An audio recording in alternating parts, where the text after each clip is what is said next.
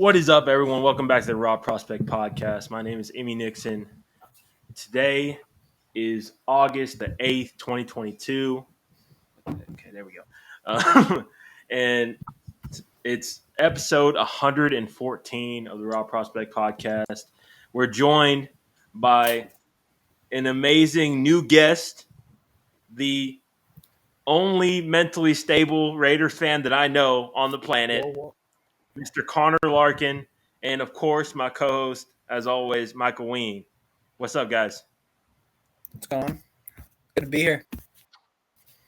All right, What's up, so everybody? today We're back. Sorry to interrupt you, Emmy. We're doing the AFC West today, but before we do that, we'll do our prospect of the week. So I'll let Emmy start us off. Yeah, okay. So my prospect of the week, I decided to, go along with the theme of the episode here with the AFC West and choose a player out of the AFC West, and I went with Courtland Sutton. And he's a guy who, like everybody in that Broncos receiving core, they still have to prove themselves. They still haven't had the great quarterback play that can show off their abilities. But I really do think going into this year, he's a guy you should be looking at in fantasy. I think he's going to put up numbers. If you look, over the years of Russell Wilson's career, his number one receiver is typically, a high-end fantasy football player. And that's no coincidence. Russell Wilson, if he has his guy that he has chemistry with, he's going to feed him. That's what he does. So I think if Courtland Sutton can build up that chemistry with Russell Wilson, I think he's going to be able to put up numbers this year. That's an interesting one. We're going to start by talking about the Broncos. We're going to go bottom to top based on the standings last year here in a second. But he is certainly an interesting player that we'll talk about in a minute. My prospect of the week, I was going to do two for the missed weeks in the past with one. When we talk about underappreciated,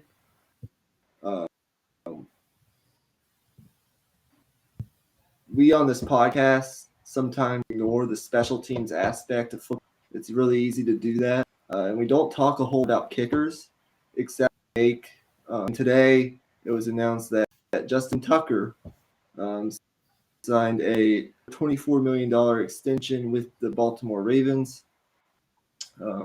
Make him the highest paid kicker in NFL history.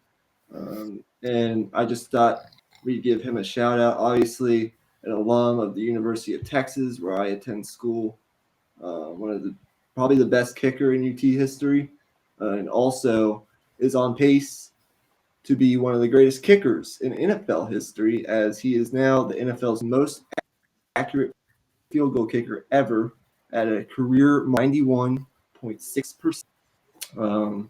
He also owns the longest field goal ever, which was made last year in a 6-yard field goal to beat Detroit as time expired in a win that Baltimore won. He's also made 57 straight field goals in the fourth quarter and overtime, never missed in the last 2 minutes of regulation over and over. And he's just a field goal kicking machine. And I think if he keeps up this pace for the next couple of years, he will be in the Hall of Fame as a kicker. So Justin Tucker. Fair enough. Yeah. That's a good point. I don't think, based off, because I've watched you guys' pod before, and when he said that you guys don't give enough credit to the special teams unit, I don't think anybody does. So I like that player. That was a good pick.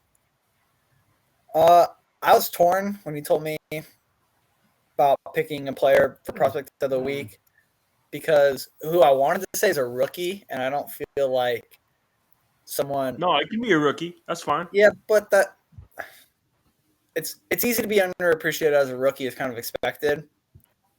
I was gonna say Zamir White, but he's on the Raiders, so that was a little biased. I went with Cordell Patterson.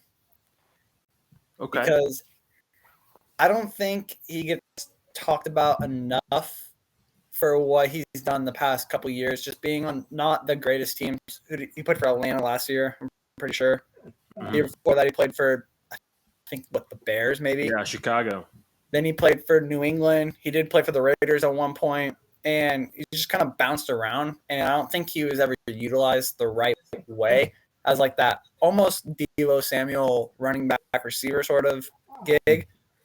And I think he found a place in Atlanta. I think he's going to do some good things. He's just a threat in the red zone. That's where I think he'll do a lot of the damage because you don't know. He might get sent in motion, and he might be lined up as an X, or you don't know what he's going to do, and you don't know what you're going to get from him. So I think he's who I would have as my underrated prospect. Okay, that's fair. Yeah, I had him on my fantasy team last year. He did solid for me. He's a good. Yeah, he really is, and Atlanta really used him in a way that no other team had before. You know, they put him at running back. They, put him in the slot on motion every once in a while. I think in that role he really flourished, and it's kind of a shame that he wasn't able to find that role before because now he's 30 something years old. So. It is what it is. What college did he go to? Tennessee? I think it was Tennessee. I feel like it was Tennessee. Yeah. And he's so good at Tennessee. But at Tennessee, I think that his lack of route running wasn't the biggest deal. But I think when you get to the NFL and everybody's a professional versus professional instead of college versus college, having a weakness it's not going to do you well. And his route running is not the greatest, but I mean, he's a big, fast receiver who can obviously play multiple positions. You put him at kick returner or punt returner, and he's literally a threat to take it back to the house. Yeah, I remember his rookie year in Minnesota. He actually first round draft pick. I don't know if he was first round, but I know for a fact it was first game of his career. He took back a 109-yard kick return for a touchdown. First play of the game. I mean, he never did that for the Raiders, but we never ran anything back. Everything that we caught, we held on to. Took 25 yards. Yeah. That was when Jack Del Rio was the coach. Conservative, defensive-minded coach. He doesn't understand. Yeah. But I think he's going to flourish. I think Patterson – look, he's not a running back one, and he's not a wide receiver one. Don't get me wrong. But I think he is someone. For fantasy wise, you have I don't know exactly what it's called. Is it called a slot? Is that what you call him? Those flex. He's a flex. I think he's a great flex. Yeah, exactly. I don't know if he'll be able to recreate the same level of production as he did last year, but I mean, nevertheless, I think even as a backup guy, think about this. Week, I think if you get a good matchup for him, who was his quarterback last year? Matt Ryan. Who's his quarterback this year? Marcus Mariota. Yeah, read option. If he's in the backfield, there's a lot of things you could do. And people sleep on Marcus Mariota too. I was thinking about saying Marcus Mariota as well. Yeah. Because he started as a backup in Oakland, or not Oakland, I guess Las Vegas. Started as a backup for the Raiders behind Derek Carr. And then when he was in Tennessee, he got replaced by Ryan Tannehill. But people forget that he took the Tennessee Titans to the playoffs, and they knocked off the number one Chiefs. Yeah, they won a playoff game. Yeah. They beat the Chiefs. He threw the ball and it got batted by Darrell. He threw the ball and got batted by Darrell Revis. He caught it and then ran it into the end zone. He was a stud. Oregon. The thing about Mariota, though, it felt like every time he got some momentum in his career, he would get injured. So I just hope he stays healthy this year so he can actually, prove himself. I don't think he's a QB. I don't think he's QB1. I don't think he's QB10.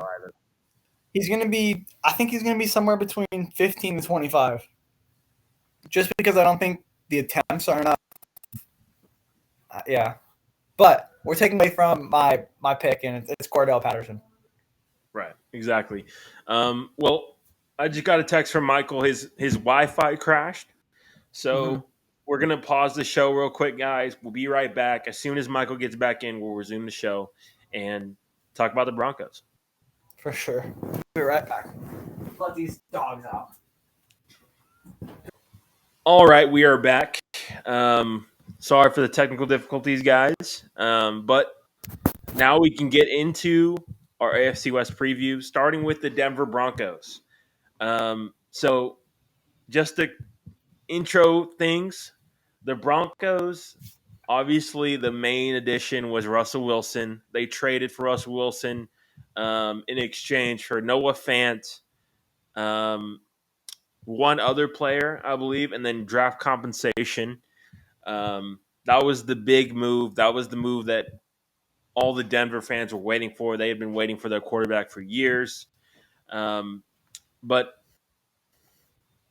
that wasn't the only move they made. They also made the move to get Randy Gregory. They drafted Nick Bonito, who's another edge rusher. But overall, what did y'all think about Denver's offseason? And just give your overall takeaways just to start us off here. We can start with Connor.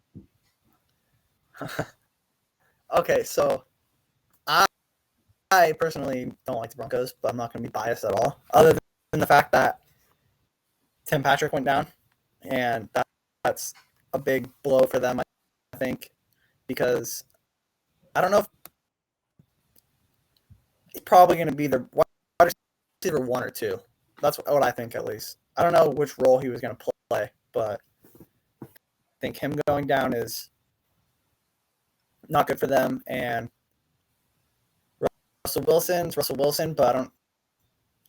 This is what scares me, because I think they can be good, because I've never seen Russell Wilson play with a good O-line, if you think about his time in Seattle. So how is he just sitting in the pocket, throwing 30, 40 yards downfield, having the time to let his receivers get open and break the coverage and stuff like that? He's made a lot of plays on the run. He's a good quarterback. He's definitely back in the AFC West. I see them slipping into a wild card. I don't know what wild card they're going to slip into, whether it's if they're going to be the 5th best team or the 6th best team, but I see them making a wild card with a late push at the end of the season. They're going to win them 3-4 games, and they'll be a wild card team. And probably the worst team in the AFC West. So you guys can think about that one. But worst team in the AFC West, but they're going to be in the wild card. Okay, Michael? Yeah, I agree with Connor's sentiment. I do think this team will be a playoff team. Obviously, the addition of Russell Wilson has sort of, overshadowed the fact that there's a new regime in Denver. They have a new owner, and they have a new coach. They hired the offensive coordinator of the Green Bay Packers, Nathaniel Hackett, as their new head coach this offseason. And hopefully, Imy and I have talked about this with some other teams that we've talked about so far in the AFC North and the NFC North, respectively. Hopefully that change from a defensive-minded coach in Seattle that, according to reports, Russell really didn't get along with all too well, to a more offensive-minded coach and an offensive-minded scheme with a variety of weapons and a lot of speed on this Denver offense, with a better offensive line, will really help to unlock that let Russ cook sort of mindset within this offense. Obviously, Connor mentioned that they lose Tim Patrick to a torn ACL. That hurts for sure. He was going to be their number 2 receiver behind Cortland Sutton. But I do think for this offense to be successful, it's going to take better efforts from Jerry Jeudy, who's going to have to stay healthy, and KJ Hamler, a speedster that they drafted last year, to stay healthy. They still have the talent necessary to be a good offense if those guys stay healthy, but they're going to have to stay healthy, and they're going to have to step up behind Cortland Sutton. They have a good enough offensive line. It'll be better than what Wilson had in Seattle. And I like their duo at the running back position. This was a team that, has gone through its fair share of quarterbacks for the past 5 years, 6 years, ever since Peyton Manning retired after that Super Bowl victory. We're talking about, I won't list them all, but Trevor Siemian, Paxton Lynch, Brock Osweiler, Case Keenum, Joe Flacco, Drew Lock, Brandon Allen, Jeff Driscoll, Brett Ripien, Teddy Bridgewater. And even that one game where they had to start that like four-string receiver or whatever it was, Kendall Hinton. Kendall Hinton. So yeah, it's been a rough go. So you get a quarterback that's on a Hall of Fame trajectory like Russell Wilson, and you have all these weapons around him.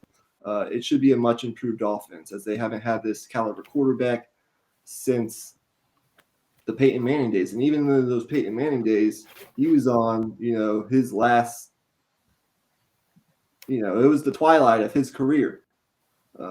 He wasn't the Peyton Manning that he once was in his prime at that time. And then the defense, this is where they sort of made, in my opinion, just depth moves and one big move that I think should give a boost to their pass rush. If you look last year, they weren't great in pressuring the quarterback. They were 18th in sacks. They just weren't great at pressuring the quarterback. They obviously have Bradley Chubb, who needs to stay healthy. But I do think the draft pick of Nick Bonito, a guy who I watched a lot of while he was at OU, and then the addition of Randy Gregory, 5 years, $70 million in the offseason should boost that pass rush. They did some reshuffling in the secondary as well, which I do like. Let's see, who did they bring in? K'Wan Williams, and they reshuffled some of the pieces there with Kyle Fuller leaving. We remember those Broncos teams, the no-fly zone. They always had a really good secondary. I think with some of the youth that they've injected into the secondary, along with some of the veterans that they have, one of the best safety tandems in the league. And who is it? Kareem Jackson and Justin Simmons, along with a rising star, I think, and Patrick Surtain, who they drafted last year. The secondary could be really good. So I think with the combination of a solid secondary, an improved pass rush, and a Hall of Fame caliber quarterback, as long as these weapons stay healthy and the offensive line performs, they should easily be a playoff team. But it's not going to be easy. They don't have an easy schedule. They obviously play in by far the toughest division. And it takes time always to get used to a new head coach, new quarterback, and new pieces. So I'm interested to see how they deal with all that. But I do think the Broncos have enough talent to make the playoffs as a wild card team, as Connor said. Yeah. Can I say something real quick? I just want to. Yeah, go ahead, man. Okay. Because I just don't know about. Because Jerry Jeudy's their wide receiver one. And he was probably going to be their wide receiver one, whether Tim Patrick got hurt or not. Well, to me, it was Cortland Sutton, then Jerry Jeudy, then Tim Patrick. Sorry. So you had Cortland Sutton as wide receiver one, and then Jerry Jeudy. Right. Okay, I mean which is fair. Yeah, because to me, Jerry Jeudy, he hasn't shown to be able to. That's what I was going to say. The drops, and then, I mean, did he miss any games his rookie year? I know he missed a couple, probably I think 6 or 7. Yeah, I think he missed a few with a hamstring. His few rookie year, and then last year, did he break his ankle? Something like that? Yeah, ankle sprain. Right, exactly. He missed 6 or 7. I think it was right in the middle of the season. It was 4 or 5 games. But anyways, I just think this offense is what's interesting to me. I do have a few questions about the defense. The pass rush is solid. They have a lot of guys who I would consider solid number 2 rushers, but some of them have the ability to become that X number 1 rusher, so to speak. Bradley Chubb's on there. He's Bradley Chubb, as good as he is, I think, he's had 8 sacks in those last 3 seasons. He has to show that can be consistent and can stay healthy. That's the one thing with Bradley Chubb. There's no questions about his ability or his, you know, his talent, but he's got to stay healthy and he's got to produce because this is a team that needs his production. But anyways, I think they are susceptible to being attacked down the middle of the field. I think that's their question in their defense. It's in that linebacker core, and a little bit in their safety unit as well. I think Kareem Jackson is getting up there in age. He's 34 years old now. And at certain points in the season, he kind of showed his age a little bit. But I think the defense can be around, 10 to 15 range, 10 to 15th best in the league. And I think the offense has the opportunity to be, top 5 to top 7 because these receivers, the thing that's most exciting to me, and the point that I was trying to make earlier, is all of these receivers haven't been able to prove themselves yet, but they're all supremely talented. I mean, even if you go down their depth chart to a guy like KJ Hamler, who was I think a second round pick 2 years ago out of, I think it was Penn State. Um, but all of those guys in that receiving core, whether it be Cortland Sutton, or whether it be Jerry Jeudy, whether it be KJ Hamler, or all those guys down that depth chart, I think all of them have the ability to be that number one guy and to step up and make this core of weapons, elite. Yeah, I agree with most of what you both said. I just think that the bottom line is you haven't had near the level of quarterback play that it takes to win this league the past 5 years. Now you have that. Even if Wilson isn't what he was, in his prime in Seattle, if you get 80% of what Russell Wilson can be, even 90%, with these weapons, who I expect to be better, and I do think Alberto, they traded away Noah Fant in the Russell Wilson deal along with draft capital, but Alberto, I can't say his last name, could be a huge factor as well in helping to fill the void left by Tim Patrick, as he is talented and he's had a couple years under his belt. I think the key is health for their weapons. I think their run game is still very viable. In the weeks where they're not there, in those first couple weeks where the passing game, Russell Wilson is still trying to gain chemistry with those new receivers, get a hold of this offense, this run game, and this defense. I'm personally higher on their secondary. I know Kareem Jackson's getting up there in age, but I like Ronald Darby. I love Justin Simmons, and I love Patrick Surtain. And I think Surtain's going to get even better, and he could potentially elevate into that elite shutdown corner tier of cornerbacks that we have in today's league. I think their secondary is good enough. I think their pass rush is good enough. The defense will be solid. It won't be bad. It'll be solid enough to win games. They were opportunistic last year, and they've always been an opportunistic team. They were number one. They were top 15 in interceptions, forced fumbles. They've always been a pretty solid defense. Last year, they were 8th in total defense. So I'm not too worried about the defense. But what I will say is I didn't even realize that this team went 7-10 last year with bad quarterback play. And they had 5 losses. 5 of those 10 losses were by 8 points or less. And I think with a quarterback like Russell Wilson, you can flip a lot of those close losses into wins pretty easily. So I don't know, man. I think they have enough to get to 10 wins, and that gets you into the playoffs. Yeah, I think 10 wins is going to be interesting this year in the AFC because I think there might be a pileup right at 10 wins. And it's going to be an absolute arms race to see who gets that spot, those 6 and 7 spots. Because I mean, there's so many teams, but that's another story for another day. Let's take a quick look at these draft picks that they made this offseason. Obviously, we touched on Nick Bonito. He's a guy that I really like coming out of Oklahoma. His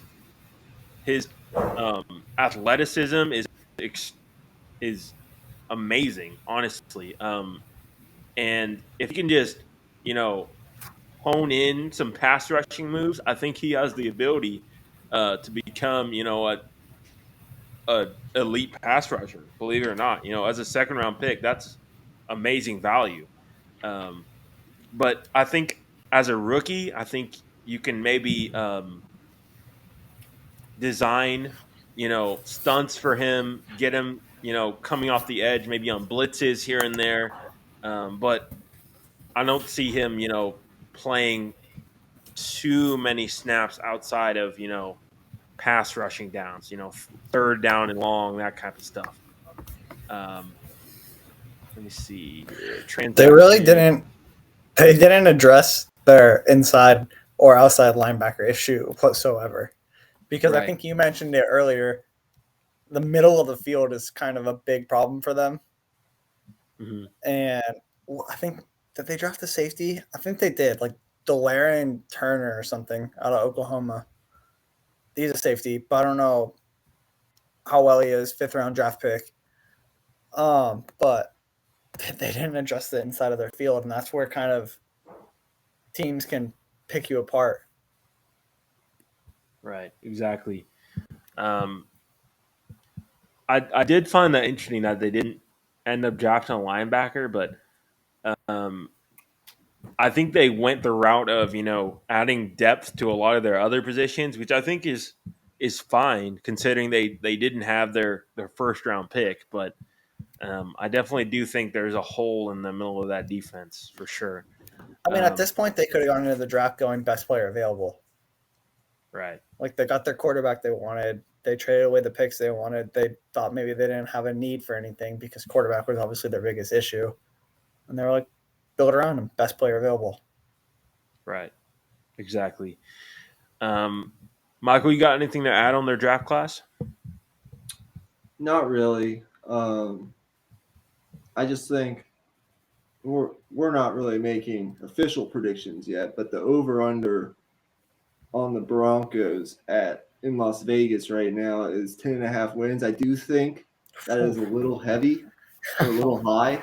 Right. I would take the under at 9 or 10 wins. But yeah, I just think you go from terrible quarterback play to solid quarterback play with all these weapons and the talent they have on this roster. It's hard for me to envision they don't make the playoffs. But considering this is the best division that we've probably ever seen, and the AFC in general is just so competitive, so much more than the NFC. Who knows? And injuries happen and things happen. I don't know. Maybe this new head coach isn't it. I think they'll be in the running for the wild card spot. The key for them is going to be holding your head above water in those division games. You have to be at least 3-3 within those 6 divisional games to get into the playoffs. Right. Exactly. And I think, I mean, you mentioned to me earlier, they also play the NFC West. Right. Not just the AFC West, but the NFC West. Right. And let's get into their schedule right now. Actually, so they actually start off like the thing that's interesting to me about the Broncos' schedule is even their so-called gimme games. Obviously, there's no gimmies in the NFL, but even their more winnable games are a little bit tricky because you look at Week 1 in Seattle. You have Monday Night Football in Seattle. It's going to be a ton of emotion, a ton of things to figure out. Obviously, a lot of roster turnover, new coaching staff. Um, if they're not careful, they could possibly drop one there. And then their next, I mean, then you go to Buffalo, then you play Minnesota. I Okay, mean, so they're one in, let's say if they drop wait, no, they I was drop looking week at one. preseason. Sorry. Go ahead. If they drop week one, I don't think they'll win in Buffalo week 2. No, that was my bad. I was looking at the preseason accidentally. They start off Against the at Cowboys. Seattle, then they play Houston, then San Francisco, then the Raiders. Am I looking at their Um, pre-schedule? but the thing that's interesting to me is even like their more winnable games are, the one against Jacksonville, that's in London. That's always, really tough for a team like Denver going all the way to London. That's, you could easily come out flat in a game like that. Um, but yeah, the schedule, you know, after their bye week, it's an absolute gauntlet. I mean, outside of that game, week 12 at Carolina, I mean, you have Tennessee, Raiders, Baltimore, Kansas City, Arizona, LA Rams, defending champs in LA, Kansas City at Kansas City, and then versus the Chargers. So extremely tough close to their schedule. So Yeah, I that's think it's just tough. imperative for this team to get off to a good start because I think they probably have the toughest schedule in the league, if I were to guess. Well, it's certainly the toughest schedule I've ever seen for a team that finished fourth place in their division last year. Because usually, if you finish fourth place in your division, you tend to have an easier schedule the next year because you're facing fourth best teams from a lot of other divisions. I mean, you have a lot of winnable games. But this schedule is tough. And Emmy hit it right on the head. The thing that sticks out to me is those last 6 weeks at Baltimore, Kansas City, Arizona, at LA Rams, at Kansas City, and then the Chargers. I mean, that's got to be the most brutal last 6 weeks of a schedule that I've ever seen. Uh, all those teams could be playoff teams and vying for playoff position. You don't get any, oh, this team is out of it, so they're resting their starters, or this team is, has already fired their coach and they're, that's not what it's going to be. You're facing the cream of the crop. But one thing I will say is they are facing the NFC West, but I got one thing to say. One, I know Russell Wilson has no problem facing the NFC West, as he's already done that for his entire career. That's true. And, has done well. And two, I just think you're going to see a team that, I don't know, just keep your head above water those first 8 weeks before the bye week, and they'll be fine going down the stretch as long as they're healthy. That's the main thing for me. Health, especially at the receiver position, is important. But with that, we should move on as we're already 22 minutes in. Right. So we'll move on to the Chargers. Yeah. And the Chargers, man, this is going to be a really fun team to talk about. I remember when we did the offseason preview, we had talked about they needed to find their right tackle. They did that. They needed to add more pass rush depth. They did that. They needed to add to their interior of their defensive line. They did that. So, every possible box that the Chargers had to hit this offseason, they did and some.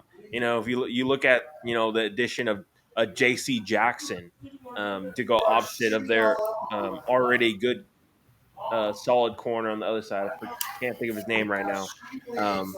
But, I mean, that defense is going to be much, much, much improved. And I think, as long as, they can be consistent. I think that's the biggest challenge with this team, always being consistent and just, you know, winning the games you're supposed to win. Because you're not going to be able to, steal too many, you know, games against all these tough teams you got to face. The games you're supposed to win, you have to win them. So that's the biggest thing with me for the Chargers. But what did y'all think about their offseason? I don't think it's bad. Go ahead, Connor. Well, I mean, they did a lot of good things, to be fair, like adding Khalil Mack, even though I don't know how well Khalil Mack is going to be because I wouldn't say the greatest form of himself in Chicago. But everybody remembers that 2016 Defensive Player of the Year quarterback that played for yours truly, and Justin Herbert is just, I mean, he's a good young QB. They made all the right moves. They drafted well. I think they drafted kind of like the Broncos, best player available. Maybe touch some bases that they needed to, but I think they're going to be a solid team. They're a good team. I don't have much to say other than that. I don't want to give them too much hype. Well, obviously, the most disappointing thing at the end of last season for a lot of NFL fans was, I know not for you, Connor, because the Chargers are a division rival, but for a lot of people who just are casual NFL fans and want to see the best quarterbacks in the game make the playoffs, well, they didn't get that with that game coming down to the wire, going to overtime, that last game of the regular season, the last game of the regular season, where we thought it was going to be a tie, but then it all of a sudden wasn't, as Brandon Staley and that coaching staff called an uncalled for timeout, and then the Raiders capitalized on that mistake and won the game with a field goal. And then almost went on to, go beat the Bengals, or at least could have. But we'll get to that in a little bit. The Chargers had a fantastic offseason, but this has been something we've talked about in the past. They're one of those teams that you just don't know what's going to happen. It seems like every year something goes awry and it messes up everything, whether that be, the offensive line was terrible in Justin Herbert's first year. He still overcame it and put up good numbers just because of the weapons that he has and the fantastic talent that he is. Or whether it's the special teams, there have been a bunch of things that have let this Chargers team down, coaching staff, whatever it may be. Injuries were a big part too. Derwin James goes down. Well, for sure. J.C. Jackson, as are Hunter the case Henry. with, other teams. But I do think, as Amy said, they addressed everything that they needed to this offseason. Whether they did it to the extent that they needed to, we'll find out. I loved the draft pick of Zion Johnson, middle of the first round. I think he's going to be fantastic. He'll slot along nicely with their all-pro center, Pro Bowl center Corey Linsley, who they picked up a couple of years ago.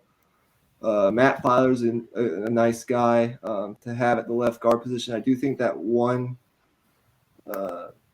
that interior of the offensive line, guard, center, guard, is very strong. The one question I do have is at the right tackle position. They have a battle going on there with Storm Norton and Trey Pipkins III.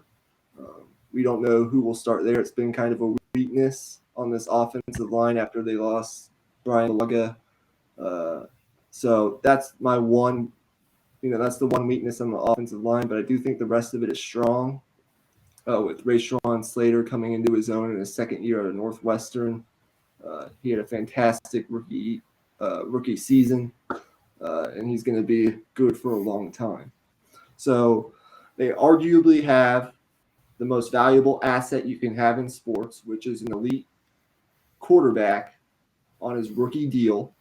So you're not paying him a whole lot. You have the cap space and the flexibility to go make other moves to, open up that Super Bowl window, which is what they've done. They've added impact players on both sides of the ball. With, of course, what I said on the offensive line. They made, a small addition in adding Gerald Everett. I love the guy that they drafted out of A&M in the fourth round to add to this running back depth, as Austin Eckler has been injury prone in the past, and Isaiah Spiller. I think he's going to fit in well as at least a number 2 back that can kind of spell Austin Eckler and give him rest when he needs. And he's sort of a bigger back, so that should serve them well. And he's known for his blocking ability. So maybe, you put him over on that right side and he can help chip on the edge in certain situations, since that right tackle situation is sort of a question mark. But I love Keenan Allen. I love Mike Williams. I like their tight end situation.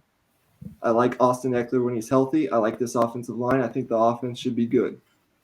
The defense, adding Khalil Mack, even though he's been not as great as he once was, but he's still a very effective player. He will improve this pass rush and this defensive front. Getting Sebastian Jose from the Rams was a great move on the interior defensive line, which has been a weakness in years past with this Chargers team and sort of clogging up that run game. And then obviously the big addition was J.C. Jackson, the cornerback from New England, who's a Pro Bowler, and they may have overpaid considering, a lot of factors, but I think he is going to make an instant impact right away as they've lacked that shutdown corner. The real question to me is the safety opposite Derwin James. They have Nasir Adderley in that secondary, and I believe they drafted someone, JT Woods out of Baylor, so maybe they'll have a competition at that position. But I like Asante Samuel Jr. Right. I That's what I'm like thinking. J.C. Jackson, and I think the defense will be solid. Of course, the questions are what I said at the beginning. A lot of things have gone wrong for this Chargers team in the past, but this year there are no excuses for Brandon Staley and Justin Herbert to get into the playoffs. If you look at last year, if you just wouldn't have lost to Houston, where was that game? Didn't they lose? I think it was Yeah, they in lost to Houston. I think it Houston was, in week right. 16 of the season, the day after Christmas. If you wouldn't have lost by 2 touchdowns at Houston and take care of business there, you probably would have been in the playoffs anyway. So take care of your business in the games you're supposed to win. Play well against your division. Come out strong. That's the key. You look at their schedule. Las Vegas and Kansas City, 2 divisional games right out of the gate. You can't go 0-2. If you go 0-2, you're in big trouble. Can't put yourself in that sort of hole. It's the little things for the Chargers to me. They have the roster they need. They just got to meet expectations, if you will. Yeah, exactly. One thing I'll say about what you said with Nasir Adderley, I actually really like Nasir Adderley a lot. I think he's had his injury issues in the past, but I think he still has a lot of potential to be a really good safety next to Derwin James. One thing I would like to see more of is maybe moving around Derwin James a little bit. I'd like to see him, not just be a box safety, but also show off his coverage ability as well because he's elite in that area. Also, I think he could, you know, be used more in not just manning up tight ends. I think he can man up, most receivers if they're obviously not like Hunter Renfro, those quick, fast, small receivers, not like that, but most receivers, I think he could, get the job done against in most situations. So I think they could use Derwin James a little bit more creatively at times. Um, Another thing I'll say is I actually thought they had signed somebody at right tackle. I'm a little disappointed. I thought for sure they had signed someone, but I guess that was all in my head. I'm not sure what happened, but yeah, that right tackle is still a huge question. If they're not able to figure that out and get some solid play at that right tackle spot, then all it takes is one to let that sack come through. So um, I don't know how to feel about this Chargers team. There's so much in me that makes me want to believe that this season will be different and they'll take advantage of the roster that they have. But we've said that so many times with the Chargers. I just got to see it to believe it. Fair enough. I have nothing else to say other than the fact that I mentioned their schedule. A lot of winnable games before the bye week, and the good thing is that bye week is sort of in the middle of the season, right between October and November, and I think they have a balanced schedule. It's tough, but those last, just like we talked about with Denver, those last 7 weeks aren't going to be easy. I mean, Kansas City at Arizona, Las Vegas, Miami, who I think could be a potential playoff team this year with the moves they made, Tennessee, who might regress a little bit but is still solid with Mike Vrabel, Indianapolis, who has a new quarterback in Matt Ryan, LA Rams, the Super Bowl champions, and then at Denver again. I mean, that's, I believe, if I counted correctly, 3 divisional games in your last 7 weeks. And that's when football gets real. Right around Thanksgiving, when the weather changes, it gets colder. You have a lot of you're typically going through some adversity at that time with injuries and all so forth. So I think they're going to have to prove it down the stretch, and I think the key is going to be coming out and getting off to a fast start. You cannot once again start 0-2 with those first 2 games, Las Vegas and at Kansas City. You got to win one of them, in my opinion. All I have to say is it's the Chargers. The Chargers, they're going to be the Chargers. They lost to Houston last year. I remember in like 2016, 2017, whatever, the 0-15 Browns lose to them. Browns win 1 game all year. It's against the Chargers. I mean, that was with Phillip Rivers, though, so they're a different team now. But Chargers are going to Charger. They don't show up. They lost to the Raiders to end the season. Game to the playoffs. They're just not made for the moment. So I think they're going to make the wild card again, but first round exit. That's all I got to say. Okay.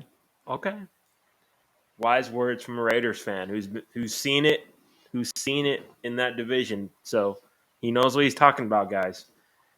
Okay, now we will transition over to your Raiders, Mr. Larkin.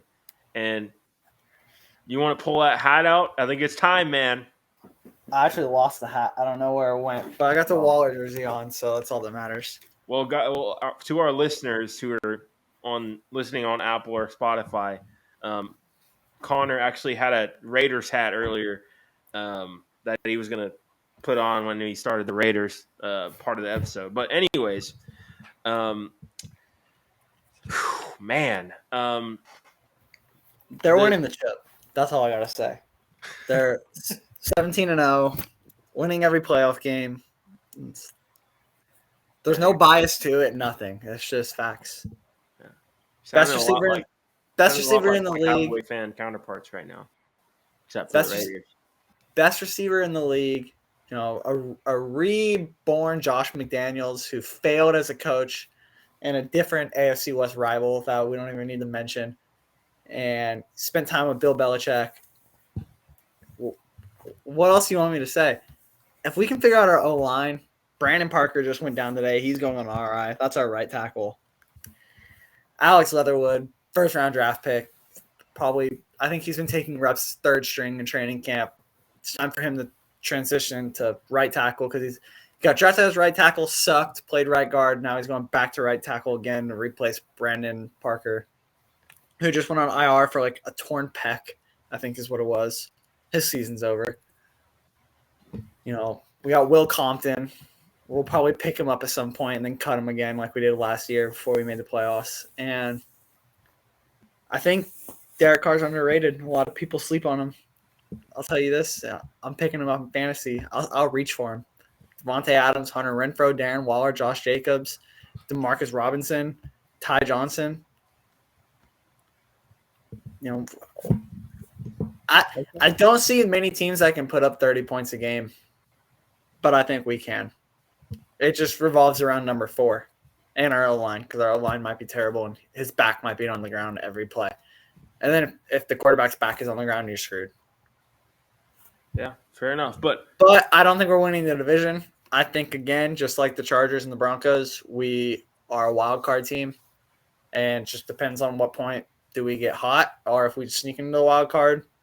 Are we going to have a first-round exit or are we going to be a contender, play for an AFC hold on. championship? Let me clarify. So you have the Chiefs winning the division, but then you have the 5, 6, and 7 seed being the AFC West? Yep. Interesting. Okay. I think that because I just don't. Bengals are winning the North. Who cares about the South? Bills are winning the What about East. the Ravens, the Titans, the Colts. Bengals are winning the North. The Ravens, Ravens missing Titans, the Colts. playoffs? No, All right. Anyways, sorry they're about not. that tangent, guys. Let's get into the Raiders. Okay. Obviously, you mentioned the big acquisition, Devontae Adams, who I think has the opportunity to really cement himself as a first ballot Hall of Famer this season. Moving to a new situation without Aaron Rodgers, people are like really questioning whether he'll be the same guy. I think he will. His greatness is going to be cemented. I think he has a chance to put up all-time level numbers this year with the Raiders. But Wait, can I say something? Real sorry, I don't want to interrupt you, but it's okay. Yeah. if the people listening don't know who Devontae Adams played with in college, just go ahead and Google his QB real quick and tell me if you see anything that's similar to the Raiders roster this year. Just so we can talk about that. That's a fair point. Yeah. Those two guys, Derek Carr and Devontae Adams, they put up, spoiler alert, they put up insane numbers at Fresno State when they were in college. So, I mean, they're going to be able to do some things in the NFL for sure. But this defense, though, we got to talk about the defense. Y'all picked up, you obviously picked up Chandler Jones, right? And he's going to be paired alongside Max Crosby. I think that's going to pay dividends for sure. But I think y'all's interior defensive line is, a little bit lackluster. I still don't like Jonathan Abram. I think he's terrible in coverage. He's not he's good in he's your coverage. prototypical headhunter. He loves to hit hard. I like that about him. But when he comes to being in coverage, having to man up or having zone instincts, it's just non-existent. So I think if you have Trayvon Merrick in that role as your cover one safety, and maybe just have Jonathan Abram go in as your box safety on rundowns, I think it will work out fine. Another key thing is I think Divine Diablo. He's good. There's a name. I think he's going to be really good going into his second season here. He was there. I think he was their fourth round pick last year. Fifth, I think. Fifth round pick last year. He's a really solid, safety / linebacker, legit 4.3 speed at that position. So you can really move him around, do different things. One thing I will say about their defense, though, is I really do like the guy you brought in to be defensive coordinator and Patrick Graham. I think he's one of the most innovative guys in the league. I think what he was able to do with the Giants was really underrated. But let's let Michael talk here. I think we've gone enough. We've gone on enough. Let's let Michael talk. No, I really like the Raiders. I think a lot of people. I totally agree with Connor's sentiment about people sleeping on Derek Carr. He's honestly one of my favorite quarterbacks to watch in the league right now. I believe ever since he was drafted, I don't know the exact number, but I believe he leads the league in fourth quarter comebacks or game-winning drives, something along those lines. And that just goes to show you the type of player he is, given that it hasn't been perfect all the time. Whether that was in Oakland or now here in Las Vegas with subpar offensive lines, getting sacked a whole lot, getting hurt, having bad defenses, having to put up a lot of points. 7 coaches in 9 years. Here and there. He's had to overcome a lot, and it's been very impressive what he does on a year after year basis when he's been healthy. And obviously, I expect that to continue or even get better with the additions that they made to this offensive room. Obviously, getting Devontae Adams for a first and second round pick. I mean, if you're a football fan and you watched any bit of Devontae Adams the past couple of years, and nothing else about football, you'd be an idiot not to give up a first and a second round pick to get this guy who's been putting up Hall of Fame numbers, is on a Hall of Fame track. In the past 2 years, he has 238 catches for almost 3,000 yards. And, of course, the Raiders not only traded for him, traded away draft capital. I mean, those players drafted at 22 and 53 overall, I guarantee won't be nearly as good as Davante Adams is and will be for the Raiders. And they locked him up, which is another important aspect to that. Green Bay didn't want to pay him. They needed to pay Aaron Rodgers. So they ship Davante Adams to at least the other conference, so they won't have to play him much. And the Raiders locked him up 5 years, $140 million. And they're expecting him to have a huge impact. But not only does he, elevate the ceiling of this offense, but he's also going to make a guy like Darren Waller and obviously Hunter Renfrow. Hunter Renfrow a lot better. I don't know why I was blanking on his name. The big question offensively for me is obviously going to be that offensive line and then the health of Josh Jacobs. He's been injury prone in his career, but his fifth-year option, I believe, was declined. So I think he's going to have a chip on his shoulder trying to prove something, and I expect him to have a big year. The real question is the offensive line, though. Now, it's been subpar in the past, and they've still managed to have success. So maybe that doesn't matter as much as I'm making it out to be, but that's got to be at least towards the middle of the pack. It can't be terrible because, as Connor said, if your quarterback's butt is on the ground a whole lot, it's hard to win in this league, especially with some of the pass rushes that they're going to face. Facing the Chargers week 1, obviously the pass rushers within the division, and there are some other teams on the schedule like the Rams, Pittsburgh, San Francisco, Indianapolis that could also have solid pass rushes. So that pass protection on the offensive line will be important.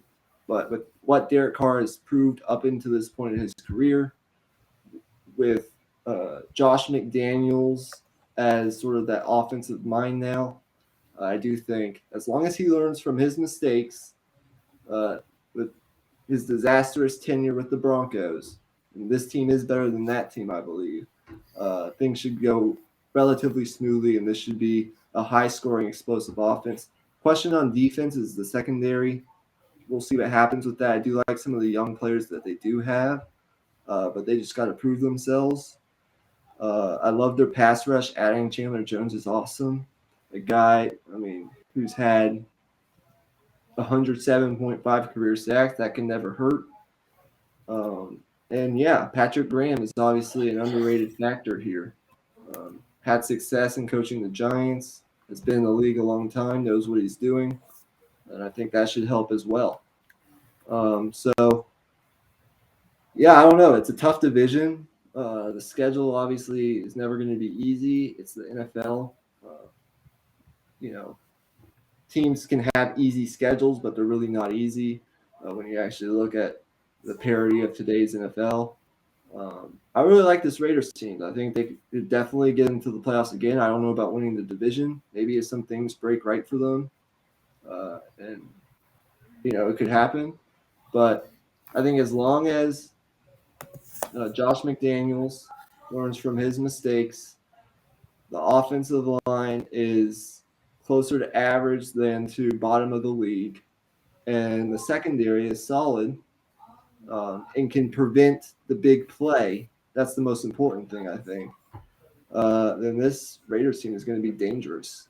It was sort of, and then we can wrap this up, it was sort of a story of 3 seasons in one last year. They started relatively good. They beat Baltimore in an overtime game on Monday night. They beat Pittsburgh in Pittsburgh. They beat Miami. And then they had 2 more wins at Denver and Philadelphia. So they started 5-2 in the first 7 weeks. Then we hit sort of this wall where we had the John Gruden news. They had to fire John Gruden, all that drama. Then you get the Henry Ruggs drama. So they had some injuries to overcome and all that. They hit a little wall there in the middle of the season, but then they made the run, of course, at the end of the season, winning some tough games down the stretch at Cleveland, Denver, Indianapolis, and the Chargers. Won 4 straight to get into the playoffs.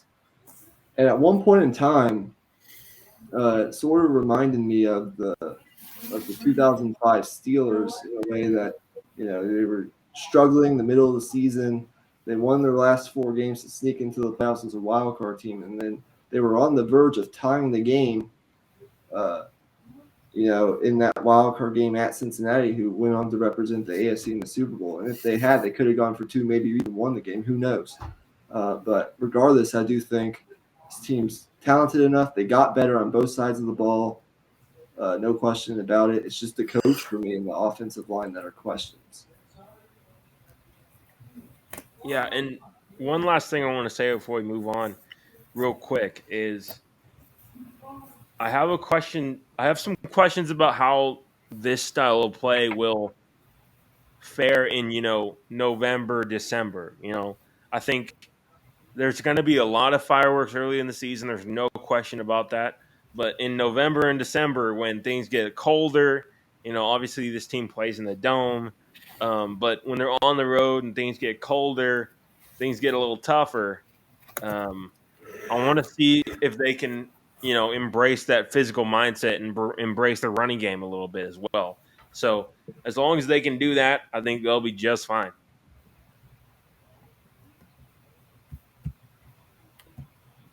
Do you have anything else you want to say, Connor, or should we move on? I think I've basically said everything. The only bad thing I think that we did was we got rid of our defensive. Even though we did bring in Patrick Graham, we got rid of our defensive coordinator. I think his name was Gus Bradley, yeah. And with that, Yannick Ngakoue and Casey Hayward left, and Casey Hayward last year was a lockdown corner for us. He was underappreciated. Right. Losing those Trayvon two. Mullen's going to be good, though. Yeah, he'll be good, but he's young. And Casey Hayward was a veteran in the locker room. So was Yannick. We lost both of them. Yeah. But other than that, and Zay Jones. People sleep on Zay Jones, but he's going to Jacksonville. He's a hell of a receiver. But that was it. Yeah. Let's stick with what I said. One last thing I'll say is I just think, as opposed to the Chargers, who have a really talented team, that team and that new regime with Justin Herbert and whoever else that they have haven't really proven that they can overcome certain types of adversity on a consistent basis. They haven't even made the playoffs yet. This Raiders team has proven that they can get through whatever you throw at them throughout the course of an NFL season, whether that's players acting up, injuries, subpar offensive line play, coach getting fired, all that sort of thing. So if I had to choose, if I had to make a pick between the Chargers and the Raiders, even though I love Justin Herbert and I love that team, I don't know. The Raiders have proven it already, and I still got to see it from the Chargers. So we'll see. I don't know. Yeah. Okay.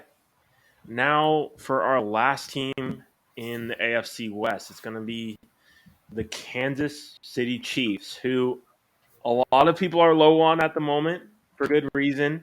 They obviously offloaded Tyreek Hill this offseason. That was their main notable move.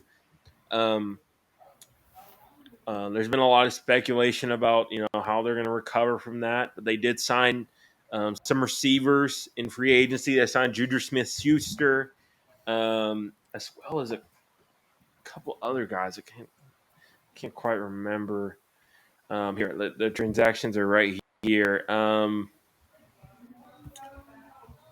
Anyways, this team to me is,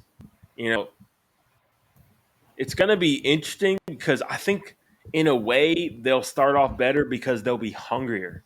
I mean, if you remember last year, this Kansas City team, they were they were an absolute mess. And if you remember, before the season started, a lot of stuff came out was like about I think Tyreek Hill was the one that said it.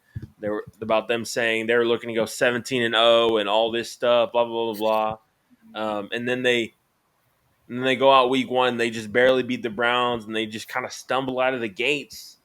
But this year, I think they're going to be hungrier. They're going to have something to prove. This is the first time in a long time that this team has been doubted in the slightest, I feel like. So I think in a way that might bode well for them. Connor, what do you think? I mean, I think they're gonna win the West. I don't know how many years they've won in a row. Maybe it's 5, 6, 7. But I think they're adding another one, and they're a good team. No matter how you put it. Yeah, they got rid of Tyreek, but they put in Juju Smith-Schuster. They lost Demarcus Robinson. He's playing in the AFC West as well now with a different team.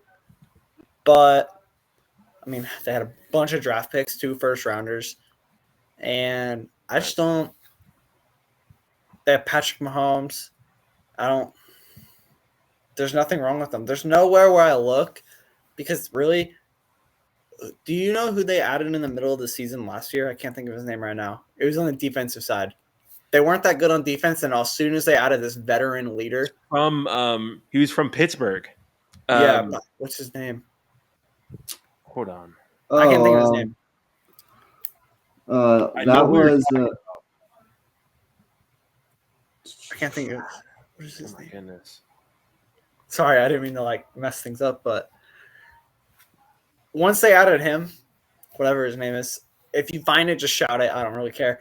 And Ingram. Defense, Melvin Ingram. Melvin Ingram. Yeah. Once they added him, the defense got better. They won the West. I think we said they went 12-5 last year. Raiders went 10-7. So they're 2 games ahead of the next best team in the AFC West.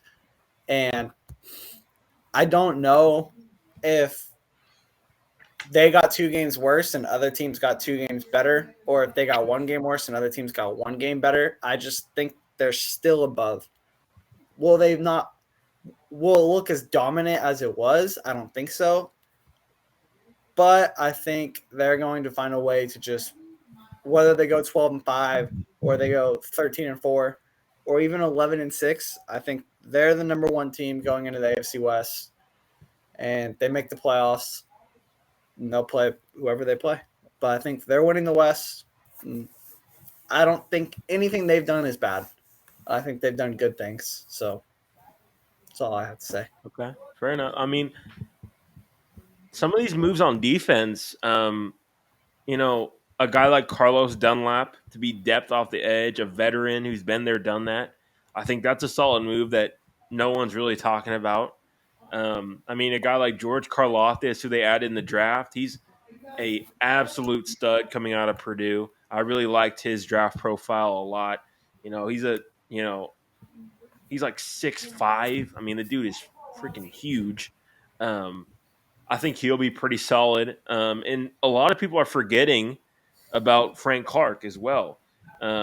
He didn't have as good a year as a lot of people thought he would last year. Obviously, he's still on that big contract, but I think he can bounce back. And I think this defensive line is going to be much improved overall, considering they're going to have Chris Jones playing inside for the entirety of the season now. They kind of experimenting with him playing defensive end at the beginning of last year, and that just didn't work. So they have him back playing inside now, and I think things are going to go a lot smoother. To me, with the Chiefs, it's fairly simple. When I look at other teams in this division, let's just go team by team. The Chargers, you obviously have Brandon Staley and Justin Herbert, both who are somewhat proven. But I look at a guy like Staley, still needs to prove himself in certain respects, decision-making in particular. And that tandem has not made the playoffs. They have no playoff experience. Obviously, Staley had some experience, but not in a head coaching role when he was back with Los Angeles. I do believe in those guys with the roster that they have, but still some questions there. When I look at the Broncos, you obviously have a new head coach who's never been a head coach before, Nathaniel Hackett. That's a question. Whether you think he'll be good or not, it's a question. And then Russell Wilson, that new system, that new offense, you never know. And then the Raiders, I think Josh McDaniels will be good. I hope he's good, but that's a question given his past as a head coach. When I look at the Chiefs, Andy Reid, Super Bowl winner, been to the Super Bowl, been to the AFC Championship game, proven head coach, top 5 coach in the league. Patrick Mahomes, maybe the top quarterback in the league, if not close. 2 proven commodities at the 2 most important, arguably the 2 most important positions that you can have, on a football team, head coach and quarterback in today's NFL. So when I look at that, that gives me a certain level of comfort. There's uncertainty in the division, and even though there's talented teams, and they have a certain level of comfort in knowing that their head coach is proven and their quarterback is proven. Now they do lose Tyreek Hill. That's not going to be easy to replace, but you can't forget Marcus Valdez-Scantling in BS was solid when he was healthy with Green Bay. And he goes from Aaron Rodgers to Patrick Mahomes. So there shouldn't be too much of a problem there. And then Juju Smith-Schuster, who is coming off a shoulder injury that ended his season last year in Pittsburgh. There's been some distractions off the field, but I think those will get rectified, and he'll be a solid number 3 in this offense as a solid slot receiver. And I think he'll work well with Patrick Mahomes as opposed to the ghost of Ben Roethlisberger. And then, obviously, you draft Sky Moore, a guy who I think a lot of people are forgetting about, and I think he's going to make a big impact in this offense as well. So, look, I think the offense will be fine. There's always been questions at the running back position in Kansas City just because of injuries, but if Clyde Edwards-Helaire can finally, stay healthy somewhat more than he's been, I think they should be fine, and their offensive line is totally good enough to win games. And then on defense, love the pass rush. Drafting George Karlaftis was a good move with their first-round pick out of Purdue. He's a relentless pass rusher, and he's got that pure power. I think adding him to the pass rush along with Frank Clark and Chris Jones and others will certainly give them a boost that's needed.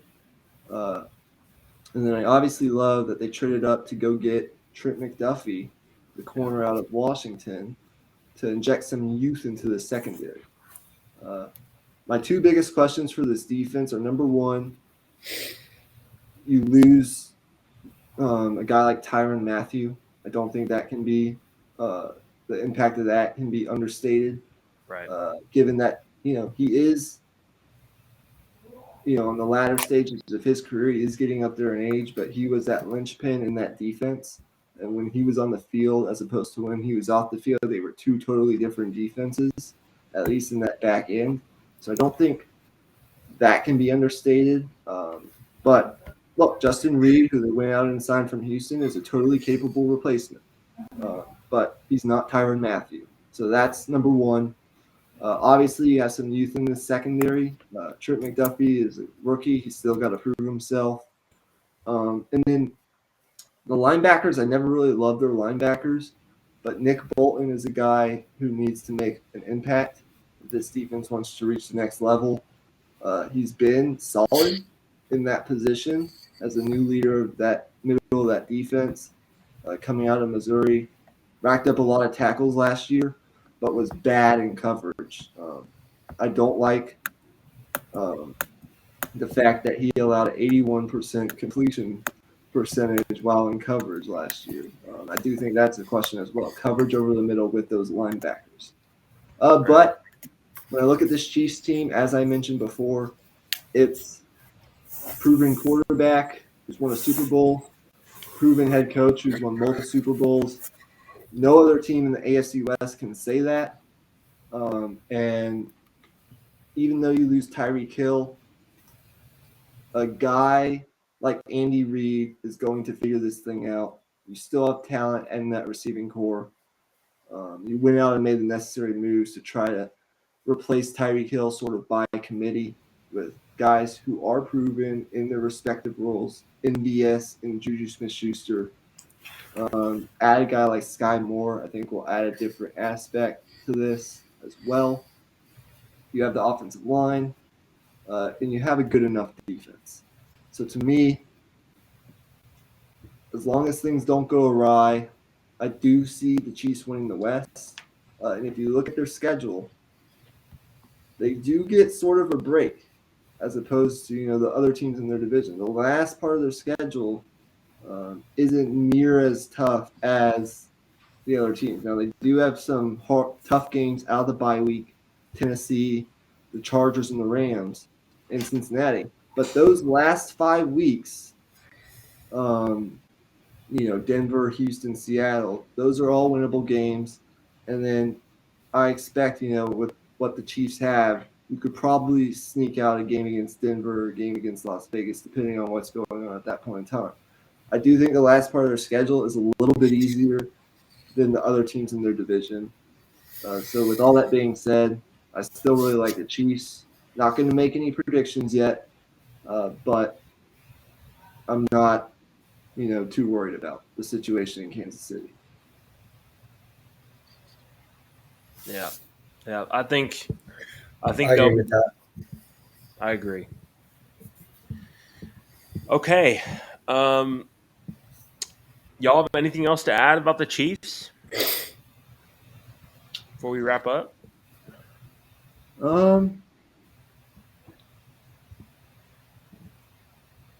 I guess the only thing you can really say that really puts any doubt or into you is they did lose some veterans on both sides of the ball, Tyreek Hill and Tyrann Mathieu, and some other veterans as well.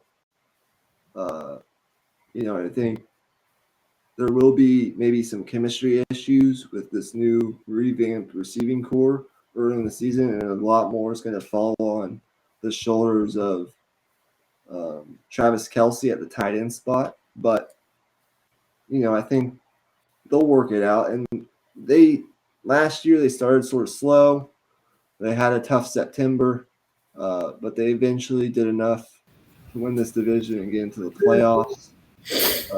And I just don't foresee it being any different this time around. Right. Connor? I think he said it better than I could have, so I don't have anything to add. Okay.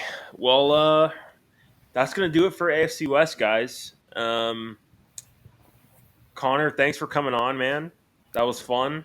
Appreciate it. Oh, yeah. First ever Raiders guest on the show, also. Yes, sir. But yeah, that was fun, guys. Drop a like on the video. Leave us a 5-star review. Thanks for watching, listening. Also, leave a comment. That also helps us grow. The more comments we get on the videos, that really helps us. I probably should have said that at the beginning, but whatever. Yeah, that's gonna do it. I'm gonna let Michael sign us off. Yeah, thanks for coming on, Connor. That was really fun. This will obviously be the best division in football, or at least we expect it to be. We're counting down the days now.